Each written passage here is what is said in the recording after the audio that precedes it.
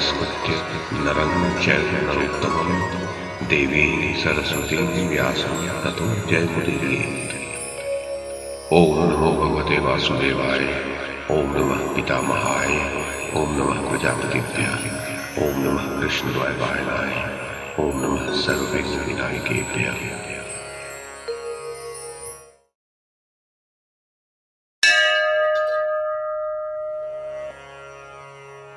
धृतराष्ट्र बोले, संजय, मैं पुरुषार्थ की अपेक्षा दैव को ही प्रधान मानता हूँ, जिससे मेरे पुत्र दुर्योधन की सेना पांडवों की सेना से पीड़ित हो रही है। तात, तुम प्रतिदिन मेरे ही सैनिकों के मारे जाने की बात कहते हो और पांडवों को सदा व्यग्रता से रहित तथा हर्षोल्लास से परिपूर्ण बताते हो। आजकल मेरे पुत्र और सैनिक पुरुषार्थ से हीन हो रहे हैं और शत्रुओं ने उन्हें धराशायी किया एवं मार डाला है। प्रतिदिन वे शत्रुओं के हाथ से मारे ही जा रहे हैं। उनके संबंध में तुम सदा ऐसे ही समाचार दे रहे हो। मेरे पुत्र विजय के लिए यथाशक्ति चेष्टा करते और लड़ते हैं, तब भी पांडव ही विजयी होते और मेरे पुत्रों की ही पराजय होती है। ऐसा जान पड़ता है कि मुझे दुर्योधन के कारण सदा अत्यंत दुस्सह एवं तीव्र दुख की ही बहुत सी बातें सुननी पड़ेंगी। संजय, मैं ऐसा कोई उपाय नहीं देखता जिससे पांडव हार जाएं और मेरे पुत्रों को युद्ध में विजय प्राप्त हो। संजय ने कहा, महाराज धृतराष्ट्र, उस युद्ध में मानव शरीरों का भारी संहार हुआ है। गजों, अश्वों और रथों का भी विनाश देखा गया है। वह सब आप स्थिर होकर सुनिए, यह आपके ही महान अन्याय का फल है। राजन, शल्य के 9 बाण लगने से धृष्टद्युम्न को बड़ी व्यथा हुई। तब उसने क्रोध में भरकर लोहे के बाणों से मद्रराज को बड़ी पीड़ा पहुंचाई। कुछ देर तक उन दोनों महारथियों का युद्ध समान रूप से चलता रहा। उनमें किसी की भी न्यूनाधिकता का भान नहीं होता था। इतने में ही महाराज शल्य ने एक पैने बाण से धृष्टद्युम्न का धनुष काट डाला तथा उसे बाणों से आच्छादित कर दिया। ये देखकर अभिमन्यु बड़े क्रोध में भरकर मद्रराज के रथ की ओर दौड़ा और बड़े तीखे बाणों से उन्हें बींधने लगा। तब दुर्योधन, विकर्ण, दुशासन, विविंशति, दुर्मर्शन, दुस्सह, चित्रसेन, दुर्मुख, सत्यव्रत और पुरुमित्र, ये सब योद्धा मद्रराज की रक्षा करने लगे। किंतु भीमसेन, धृष्टद्युम्न, द्रौपदी के 5 पुत्र अभिमन्यु और नकुल सहदेव ने उन्हें रोक दिया। ये सब वीर बड़े उत्साह से आपस में युद्ध करने लगे। इन दोनों पक्षों के 10-10 रथियों का भयंकर युद्ध आरंभ होने पर उसे आपके और पांडवों के पक्ष के दूसरे रथी दर्शकों के समान देखने लगे। दुर्योधन ने अत्यंत क्रोध में भरकर 4 तीखे बाणों से धृष्टद्युम्न को बींध दिया तथा दुर्मर्शन ने 20, चित्रसेन ने 5, दुर्मुख ने 9, दुस्सह ने 7, विविंशति ने 5 और दुशासन ने 3 बाण छोड़कर उसे घायल किया। तब धृष्टद्युम्न ने भी अपने हस्त लाघव को दिखाते हुए उनमें से प्रत्येक को 25-25 बाण मारे तथा अभिमन्यु ने 10-10 बाणों से सत्यव्रत और पुरुमित्र को बींध दिया। नकुल और सहदेव ने अचरज सा दिखाते हुए अपने मामा शल्य पर तीखे तीखे बाण चलाए। तब शल्य ने भी अपने भांजों पर अनेक बाण छोड़े, किंतु माद्री कुमार नकुल और सहदेव बाणों से बिल्कुल ढक जाने पर भी अपने स्थान से तिल भर नहीं डिगे। भीमसेन ने जब दुर्योधन को अपने सामने देखा तो सारे झगड़े का अंत कर देने के लिए एक गदा उठाई। भीमसेन को गदा धारण किए देख आपके सब पुत्र डर कर भाग गए। भीमसेन का सारा शरीर मेदा तथा रक्त से लिप्त हो रहा था। वे वसा और मज्जा से नहा गए थे और हाथ में गदा लिए दंड पानी यमराज के समान उस युद्ध भूमि में विचरने लगे। रक्त से सनी तथा गजों के रक्त से भीगी हुई गदा लिए रौद्र रूपधारी भीमसेन यमराज के समान दिखाई देते थे। भारत, भीमसेन गदा लेकर संपूर्ण दिशाओं में व्यायाम सा कर रहे थे। समर भूमि में भीम को हम लोगों ने तांडव नृत्य करते हुए भगवान शंकर के समान देखा था। रक्त से भीगी तथा केश और मज्जा से मिली हुई उस गदा को हमने प्रलय काल में क्रोध से भरकर समस्त पशुओं का संहार करने वाले रुद्रदेव के पिनाक के समान समझा था। तब दुर्योधन ने क्रोध में भरकर मगधराज को उसकी 10 सहस्त्र गजारोही सेना सहित आगे करके भीमसेन पर धावा किया। बस भीमसेन रथ से कूदकर अपनी गदा से गजों को कुचलते हुए रण क्षेत्र में विचरने लगे। अपने बल से सेना को विदीर्ण करने वाले भीमसेन संपूर्ण सैनिकों को अपना ग्रास बनाने के लिए मुंह बाए हुए काल के समान जान पड़ते थे। उस समय बड़ी भारी गदा उठाए हुए भयंकर पराक्रमी भीमसेन को देखकर भीष्म जी सहसा वहां पहुंचे। मुंह फैलाए हुए यमराज के समान भीष्म जी को आते देख महाबाहु भीमसेन अमरश में भरकर उनका सामना करने के लिए आगे बढ़ा।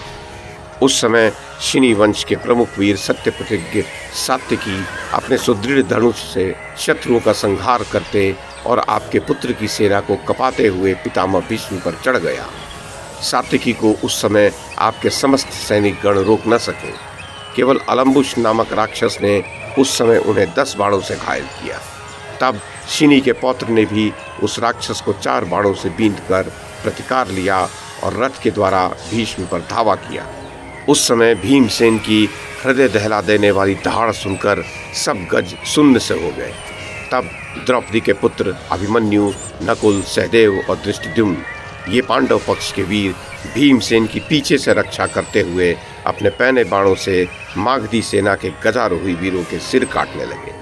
ये देखकर मगधराज ने अपने ऐरावत के समान विशालकाय गज को अभिमन्यु के रथ की ओर दौड़ाया, किंतु वीर अभिमन्यु ने एक ही बाण से उस गज को मृत्यु के घाट उतार दिया और एक ही बाण से वाहनहीन मगधराज का सिर उड़ा दिया। भीमसेन भी उस गजारोही सेना में घूम घूम कर गजों को मारने लगे। उस समय हमने भीमसेन के एक एक प्रहार से गजों को लोटपोट होते देखा था।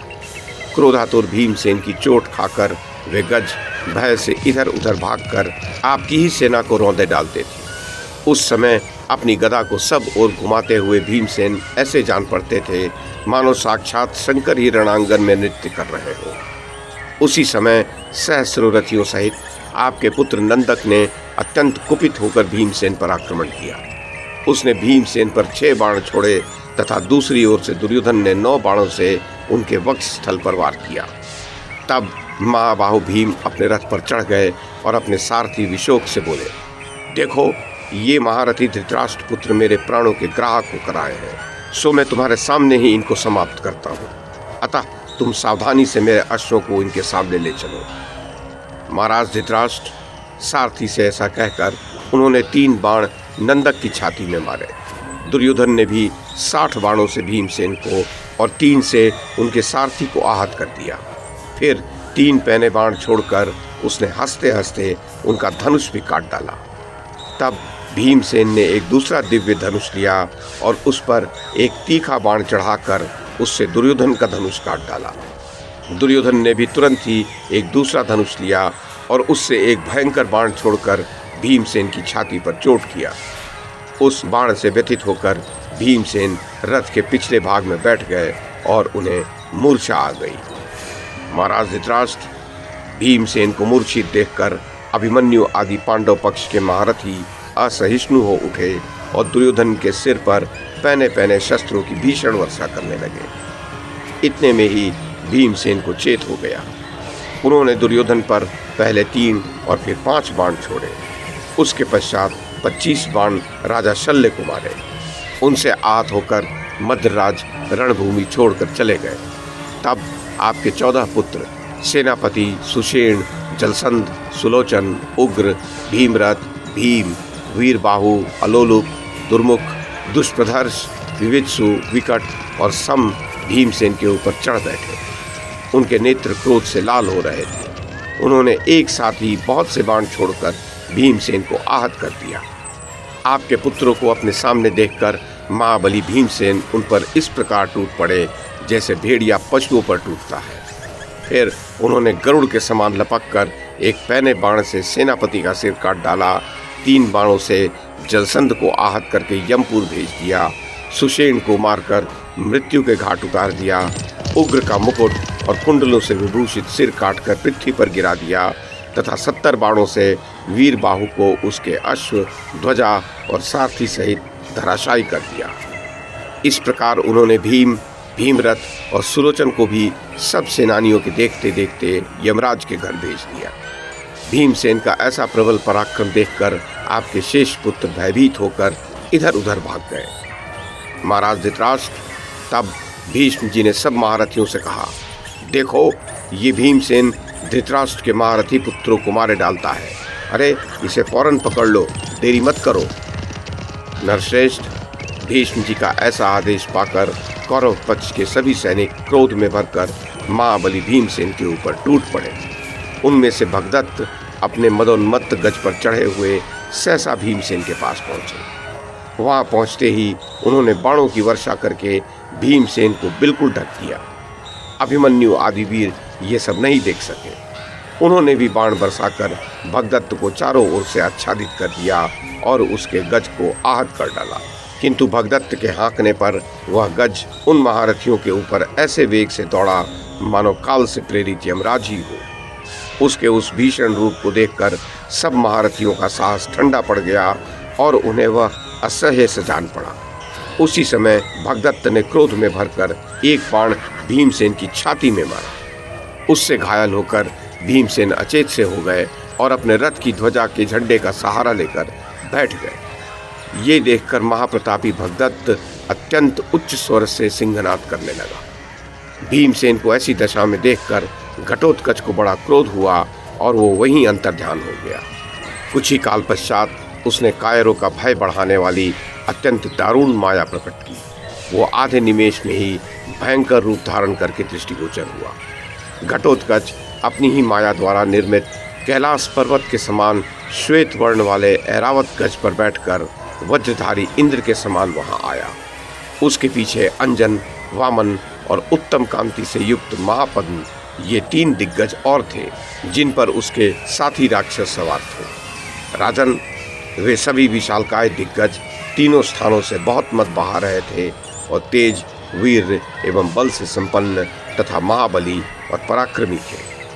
शत्रुओं को संताप देने वाले घटोत्कच ने अपने गज को गजारूढ़ राजा भगदत्त की ओर बढ़ाया।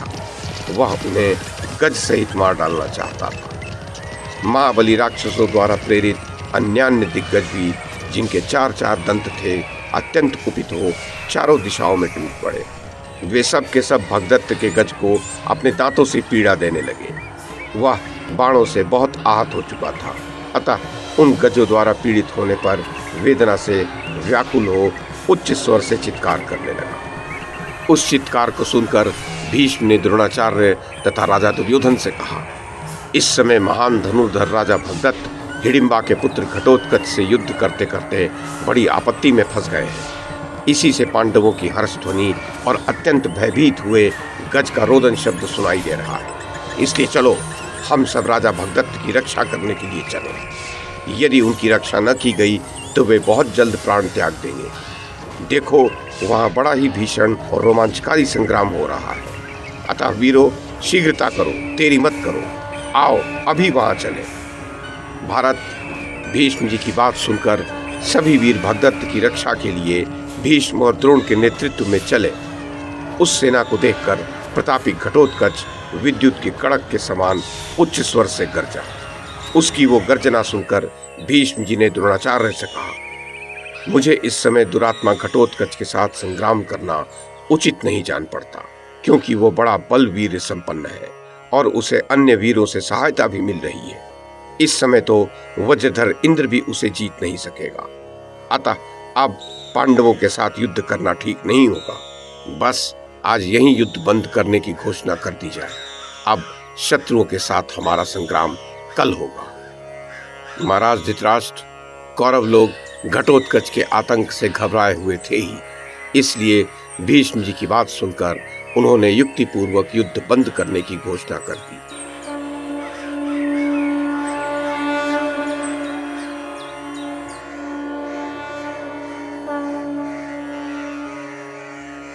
सायंकाल हो रहा था।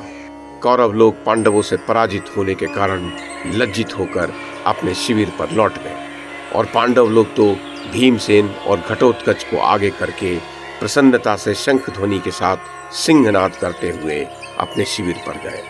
किंतु भाइयों का वध होने के कारण महाराज राजा दुर्योधन बहुत ही चिंतित और शोकाकुल हो रहा था।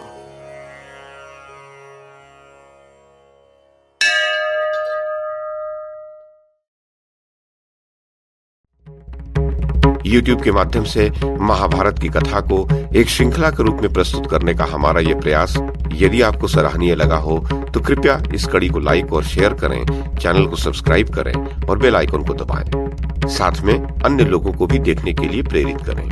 धन्यवाद और नमस्कार।